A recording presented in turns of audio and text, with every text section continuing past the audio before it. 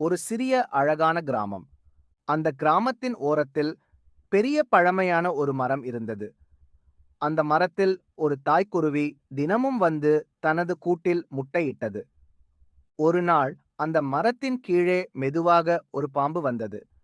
அது மரத்தில் ஏறி குருவி இல்லாத நேரத்தில் கூட்டில் இருந்த முட்டையை தின்றுவிட்டது. தாய்க்குருவி திரும்பி வந்தபோது தனது முட்டை இல்லாததை பார்த்து மிகவும் வருந்தியது. இதை அங்கு வேலை செய்த ஒரு விவசாயி பார்த்தான். அடுத்த நாள் மீண்டும் பாம்பு வருவதை அவன் கவனித்தான். இந்த முறை பாம்பு முட்டையை தின்ன முயன்றபோது விவசாயி தடியால் அடித்து பாம்பை கொன்றான். அந்த நேரத்தில் தாய்க்குருவி அங்கேயே இருந்தது.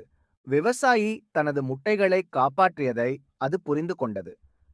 சில நாட்கள் கழித்து தாய்க்குருவி மகிழ்ச்சியாக பறந்து வந்து விவசாயியின் முன் ஒரு சிறிய தங்க நாணயத்தை விட்டுச் சென்றது.